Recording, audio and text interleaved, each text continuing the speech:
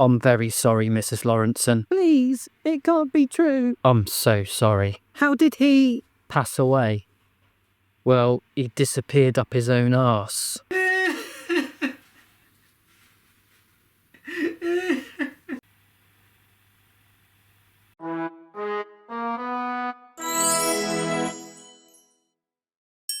Hello.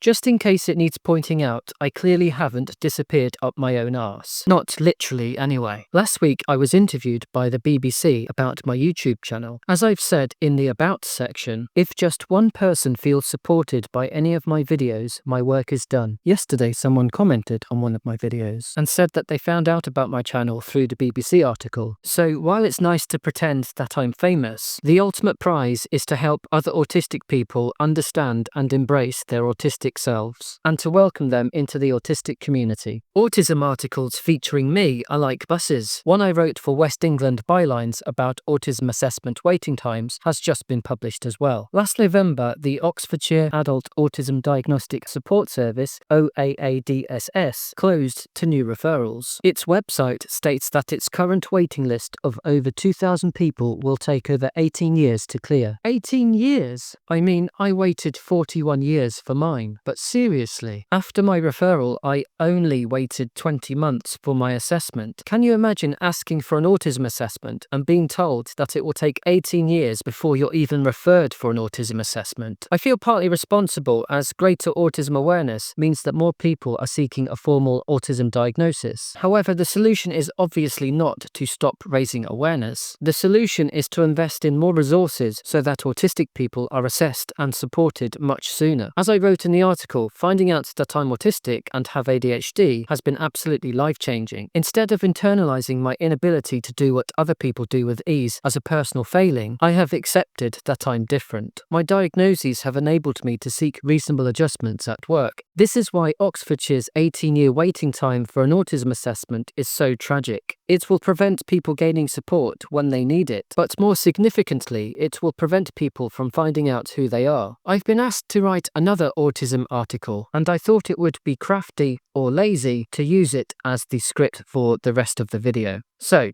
here goes. One of the many emails in my inbox at work is titled Inclusive Investments, Bank of America's Neurodiversity Success. It's difficult to read this without also imagining my soul leaving my body. Perhaps this is an overreaction, but I am a bit obsessed with words. I am also autistic. In her book, Autism is Not a Disease, Jodie Hare writes that, "We must resist the co-optation of the term neurodiversity. Language is a tool through which we can create our world and control what it is like to exist within it as a neurodivergent person. This is clearly a world away from the perception of humans as components of productivity. You could say that it is at the other end of the spectrum, except of course that we all know that spectrums are not linear. Well, not the autism one anyway. Being a productive member of society, or going to work, as it's usually known, is undoubtedly the hardest part of my life. I was diagnosed as autistic just over a year ago, aged 41, and I was diagnosed with ADHD a few months later. Until then, I not only felt like a deficient worker, I felt like a deficient human being. Jean Ward is a 72-year-old retired teacher. Speaking to The Guardian about being diagnosed with ADHD last year, she said, "There's an empowerment that comes with diagnosis and confidence. Maybe I'm not as awful as I thought I was." This speaks for me too. However, while finally having the knowledge that I'm autistic with ADHD is a massive relief, it doesn't change the fact that my brain is always pulling in at least two different directions. To simplify, I crave the peace of routine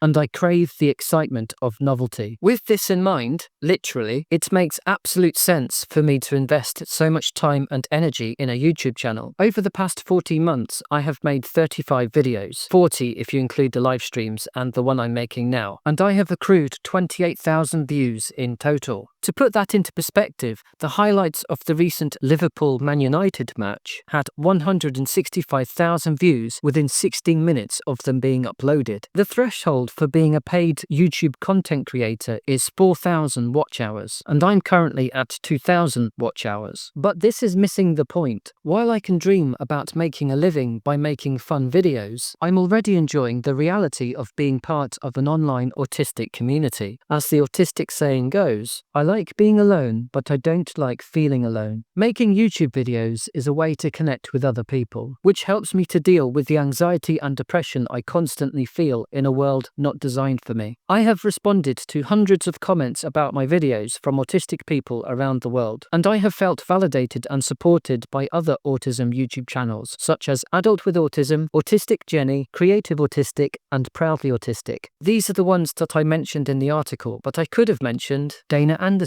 Woodshed Theory, Autistic AF, Zebra Not Horse, Neurodivergent, Orion Kelly, Autism from the Inside, and many more. If you have any autism YouTube channel recommendations, let me know. The so-called mother of neurodiversity, Judy Singer, has said, "As a word, neurodiversity describes the whole of humanity, but the neurodiversity movement is a political movement for people who want their human rights." My YouTube videos are daft, but they're also seriously political. By amplifying my ADHD voice, I'm trying to challenge the narrative that neurodivergent people are somehow lesser than neurotypical people. By changing the narrative, we can change the world to make it a place in which neurodivergent people can thrive and not just survive. Thank you for listening, and take care.